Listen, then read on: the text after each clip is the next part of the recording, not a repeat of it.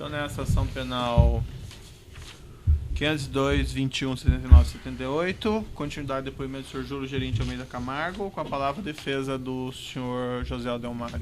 Obrigado, excelência. Nessa segunda reunião, o senador Gin disse que não queria pressionar o empresariado, mas que ia aproveitar a oportunidade para arrecadar.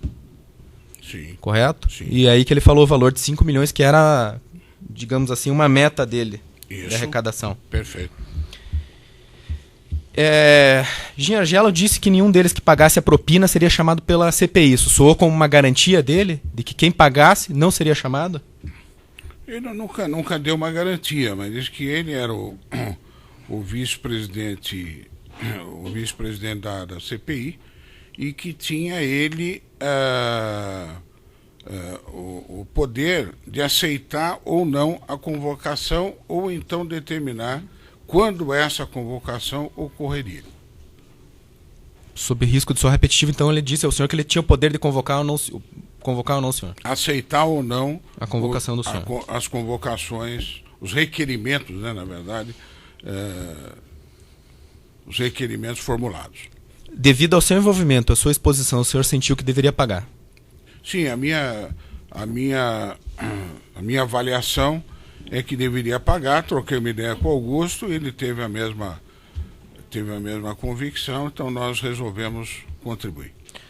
O Léo Pinheiro estava presente numa reunião quando o então senador Gin pressionou o senhor por um saldo de propina? Faltava um saldo de contribuição. O senhor disse num determinado momento que o senador Gin pressionou o senhor para fazer esse pagamento. Olha, o Léo Pinheiro estava presente quando houve essa pressão? Eu acho que o Léo estava junto comigo, como eu estava junto com o Léo quando ele também foi pressionado. Giangelo voltou a pressionar o repoente a respeito do saldo, correto? Giangelo chegou a ameaçar o senhor de o convocar caso não ocorresse o pagamento desse saldo? Dizendo, numa pressão da seguinte maneira: olha, a coisa está muito difícil, está muito, muito complicada para mim, eu preciso que vocês acelerem esses pagamentos, eu estou fazendo lá o possível para evitar, enfim. De forma sutil, assim? De forma sutil. Mas bem expressa, poderia-se dizer, o senhor poderia? Exato. De entender o recado. Havia uma pressão para que houvesse a contribuição. Incisivo. O senhor usou a palavra incisivo só para... Exato.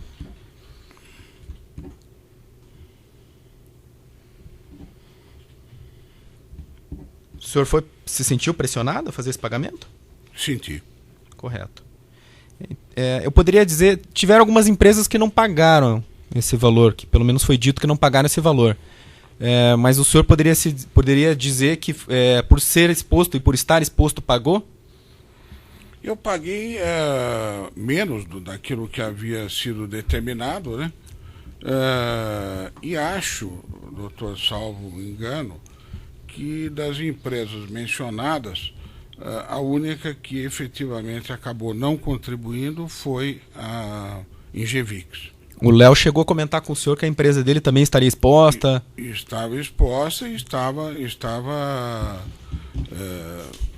trabalhando para que contribuísse os valores acordados. O Léo chegou a comentar com o senhor sobre o poder que então o senador Giangelo tinha de convocar ou não as pessoas? Sim.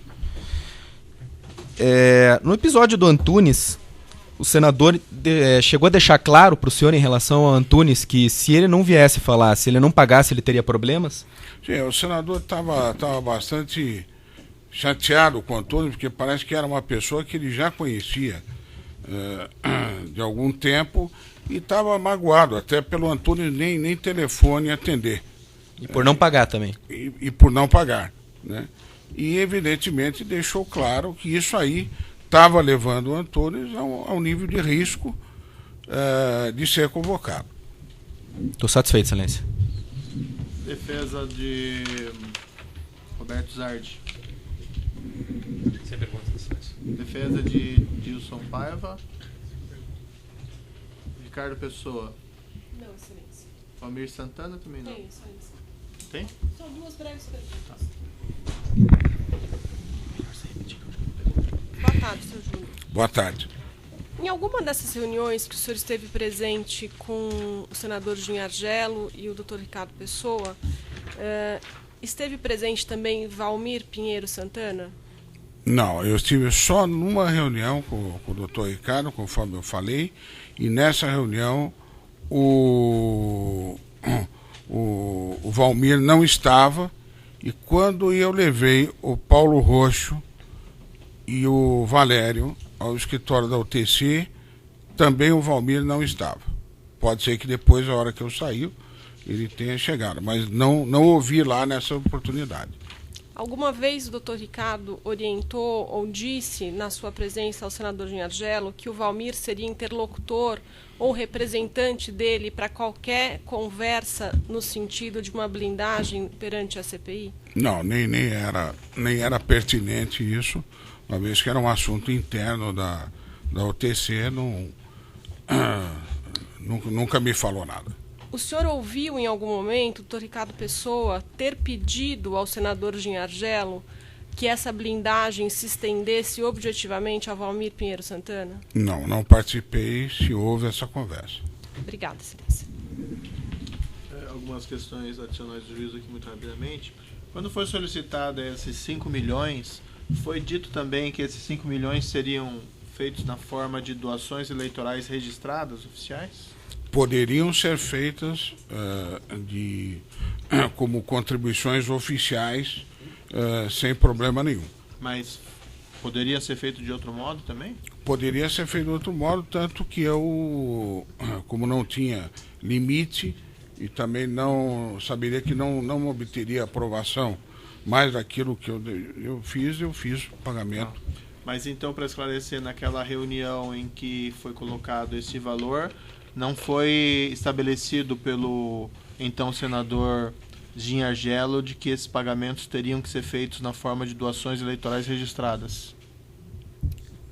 Perdão, se tinham que ser que tinham que ser isso, que tinham que ter dessa maneira ou de outra? Não foi, olha, foi o contrário. Diz, olha, pode ser feita através de doações oficiais.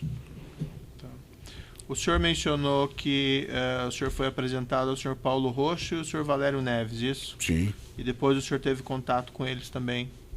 Sim. Posteriormente? Sim. Tá.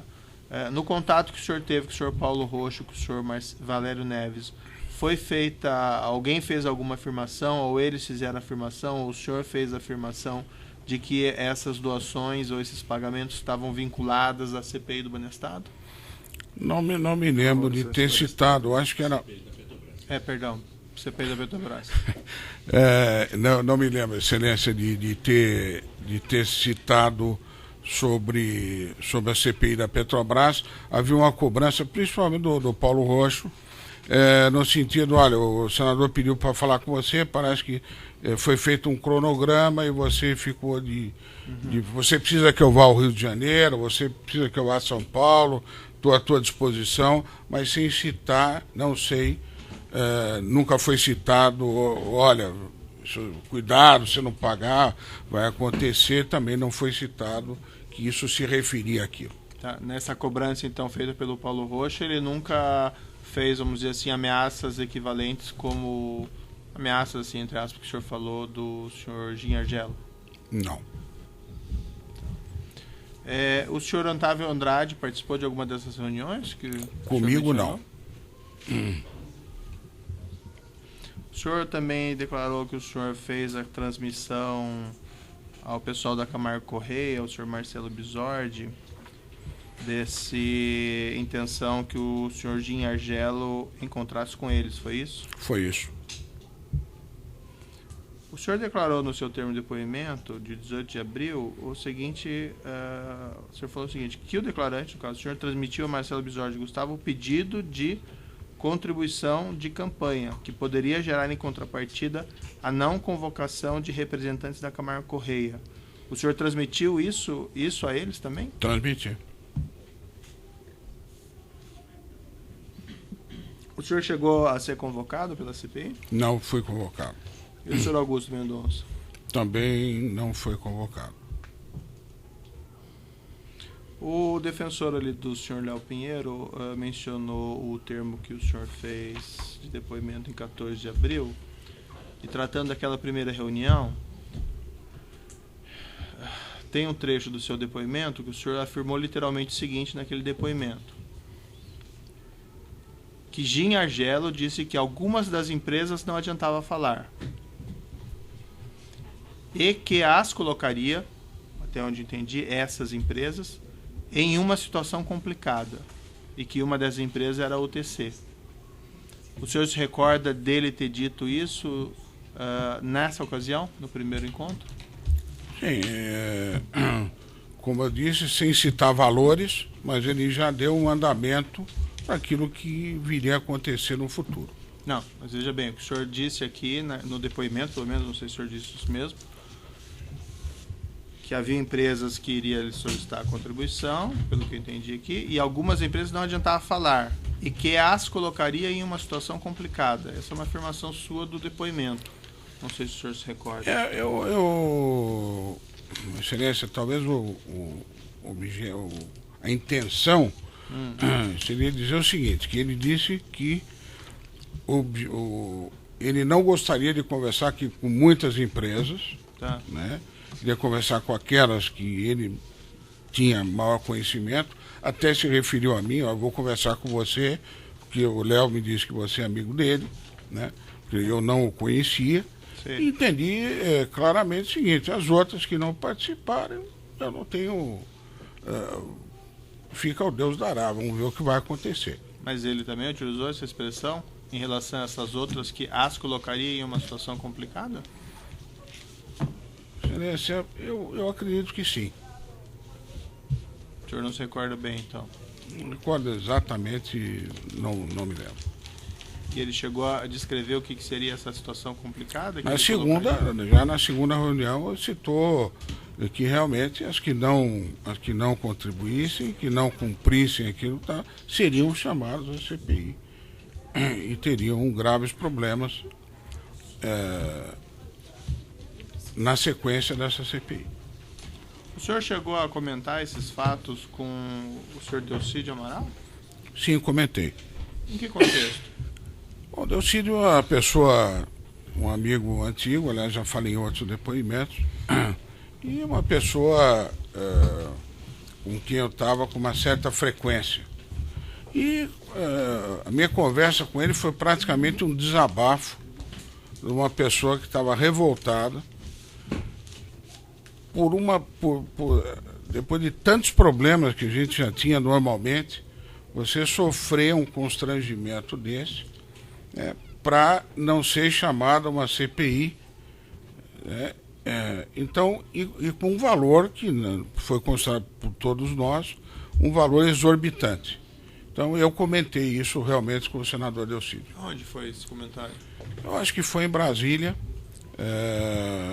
num café da manhã que eu tive no hotel que ele se hospedava, que era contíguo ao Golden Tulip. Tem o Golden Tulip e tem um outro que fica contíguo no mesmo complexo de hotéis, e eu tomava café com ele da manhã, às vezes, nesse hotel. Isso foi em 2014 mesmo, durante os 2014. E o senhor teve contato sobre esse assunto com outros integrantes da CPI? Sim. Tive contato com o presidente da CPI, isso na casa do Gin Argelo, e com o deputado Marco Maia. E não sei se eu entendi, então, o presidente da CPI estava nessas reuniões que o senhor mencionou? Numa delas ele entrou, ficou 10 minutos, boa noite, e foi embora. Não participou de nenhuma conversa, não entrou em detalhes, mas estava na casa do ex-senador Gin Argelo. Em qual daqueles encontros? Do primeiro, segundo, terceiro? Acho que foi no terceiro, quando nos foi apresentado o Paulo Roxo e o Valério. Isso não foi no segundo? Não, acho que foi no terceiro. Terceiro. E o senhor, o deputado também estava, o Marcos Maia? Não estava. Marcos Maia. Depois procuramos o Giangelo nos falou que, olha, era bom vocês procurarem o Marco Maia, secretário, as coisas estão muito difíceis, era bom vocês procurarem por eles. Bem, isso já depus também sobre isso, sabe? Tá bom. Então eu declaro esclarecimentos do juízo e eu declaro então encerrado o depoimento do senhor Júlio Gerim de Almeida Camargo. Pode interromper.